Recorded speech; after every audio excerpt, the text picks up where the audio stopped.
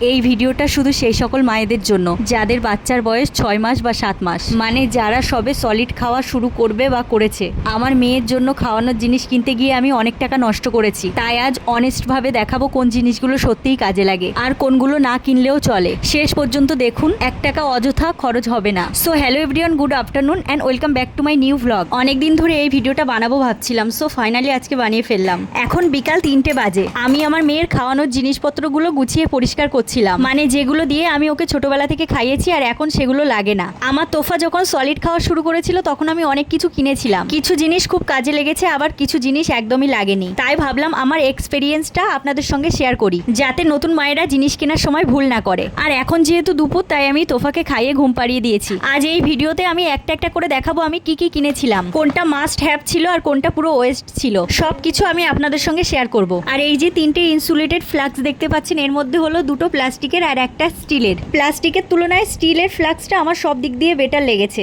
কারণ এর আকার ছোট, সহজেই ক্যারি করতে পারবে ব্যাগের মধ্যে, আর এর জল এক ফোঁটাও লিক করে না প্লাস্টিকের ফ্লাক্সের মতো। তো আমি সাজেস্ট করব সবসময় স্টিলের ফ্লাক্স কিনতে। এবার দেখুন এই ছোট 1.5 লিটারের প্রেসার কুকারটা। বড় কুকারে অল্প জিনিস রান্না করলে তলায় লেগে যায়, তাই এই ছোট প্রেসার কুকারটা খুবই উপকারী। এটা কিচেনে অবশ্যই রাখবেন, আমার তো এটা ছাড়া একদম চলে না। আমার বাড়িতে বড় মিক্সচার আছে ঠিকই, কিন্তু অল্প জিনিস গুঁড়ো করার জন্য আর কিচেনে জায়গা কম বলে আমি এই ছোট গ্লেন গ্রাইন্ডারটা কিনেছিলাম। তোফাকে ছোটবেলায় ভাত সবজি একদম মিহি করে খাওয়াতাম, এটা খুবই হেল্পফুল, তাই কিচেনে মাস্ট। এটা হলো স্টিলের ম্যাশার। সত্যি বলতে এটা কিন্তু খুব একটা আমার কাজে লাগেনি, কারণ বাড়িতে এমনি স্টিলের বাটি গ্লাস দিয়ে ভাত আলু চটকে নেওয়া যায়, আর আমার কাছে এমনিতেই তো মিক্সি ছিল। আর এটা হলো বাচ্চাদের গাইরো বাওয়াল, কোম্পানি বলে 360 ডিগ্রি ঘুরলেও খাবার পড়ে না। এটা একদম ফালতু, কেনা মানে টাকা নষ্ট। আর এমনিতেও আমার মেয়ে এটা ভেঙেই রেখেছে। আর এটা হাতের টানা চপার, অনেকটা সবজি কাটার জন্য ঠিক আছে, কিন্তু বাচ্চার অল্প সবজি কাটার জন্য এটা ব্যবহার না করলেই ভালো, কারণ এটা সেট আপ করতেই টাইম লেগে যায়। তো আমার মতে বাড়ির কাজের জন্য এটা ঠিক আছে, তবে বাচ্চার জন্য একদমই কিনবেন না। আর এটা হলো 3 পিসের স্টিলের টিফিন ডাব্বা। বাচ্চাদের জন্য প্লাস্টিকের বদলে স্টিল ব্যবহার করাই ভালো। বাইরে কোথাও গেলে ডক্টর দেখাতে বা ঘুরতে এর মধ্যে খাবার বানিয়ে বাচ্চার জন্য নিয়ে যেতে পারেন, সেটা গরম হোক বা ঠান্ডা। আমি যেহেতু 3টে কিনে রেখেছি, বাট আপনারা যে কোনো একটা মাঝারি সাইজের কিনে রাখতে পারেন বাড়িতে অবশ্যই। আর এটা হলো বাচ্চাদের সিলিকন বিব। খাওয়ার সময় জামা নোংরা হওয়ার ঝামেলা একদম শেষ। তবে আপনার বাচ্চা যদি শান্তশিষ্ট হয় তবে এটা কিনবেন, দুরন্ত হলে একদম কিনবেন না। কারণ আমার তোফা এতই দুরন্ত যে এটা দিয়ে কখনো ওকে খাওয়াতে পারিনি, কারণ ও হাত দিয়ে টেনে ফেলে দেয়। আর এগুলো হলো আমার মেয়ের ছোটবেলার বোতলের কালেকশন, কোনোটাই জল খেত, কোনোটাই দুধ।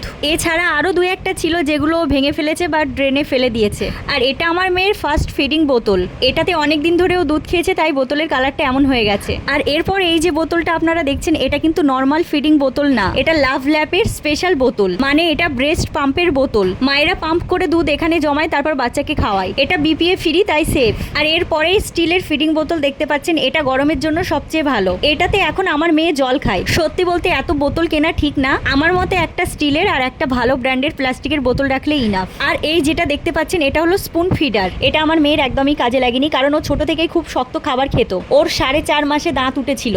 আমার মতে যাদের বাচ্চা লিকুইড বা তরল খাবার খায় তারা এটা কিনবে। এখন যেগুলো দেখতে পাচ্ছেন, এগুলো হলো সিলিকনের ফিডিং চামচ।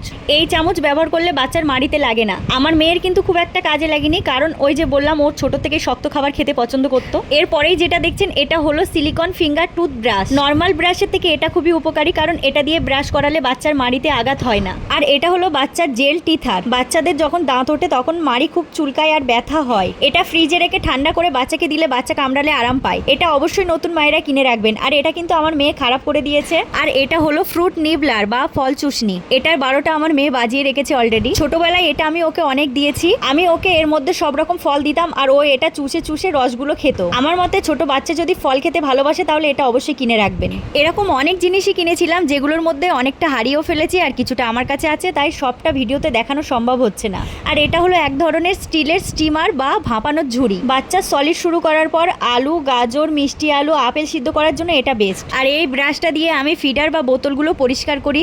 আর এই যে জিনিসগুলো দেখালাম, এর মধ্যে অনেক জিনিস এখন কিন্তু আমার কাজে লাগে না, সেই জন্য এগুলো আমি পরিষ্কার করেছি আর একটা পরিষ্কার প্লাস্টিকের মধ্যে ঢুকিয়ে সব আটকে দিয়েছি। এখন আমি এটা একটা লকারের মধ্যে তুলে রাখবো, পরে যখন কাজে লাগবে তখন আবার বার করবো। এছাড়া আরো কিন্তু আমি কয়েকটা কন্টেনার কিনেছিলাম, যেগুলো আমার ভিডিওতে দেখানো হয়নি, পরে মনে পড়লো। যেগুলোতে আমি আমার তোফার খাবার রেখে দিই, যেমন ওটস, সুজি, মাখানা। আর এই যে আমার সোনামা এখনো কিন্তু ঘুমাচ্ছে, আর সন্ধ্যা প্রায় হয়ে গেছে, আর ওর ঘুম থেকে ওঠার সময়ও হয়ে গেছে। আর এই যে দেখুন আমার অগোছানো ঘর আর অগোছানো চেহারাটা, কারণ আমি এখন একটা বাচ্চা সামলাচ্ছি, ঘর না। আর সত্যি বলতে একটা অগোছানো ঘর মানেই একটা খুশির বাড়ি। আর এর ঠিক পরেই আমার তোফা ঘুম থেকে উঠে পড়ে। ঘুম থেকে উঠলে আমি ওকে একটা সন্দেশ খেতে দিই, যেটা ওর পাপা ওর জন্য এনেছিল। আর আমার তোফা কিন্তু মিষ্টি জিনিস খেতে খুব একটা পছন্দ করে না, তবে তার মধ্যে কয়েকটা জিনিস খাই, যেমন এই সন্দেশ। আর আমি বেশি কথা বলবো না, তবে ভিডিওটা দেখে যদি একজন মারও উপকার হয় তাহলে আমার এই চেষ্টাটা সার্থক।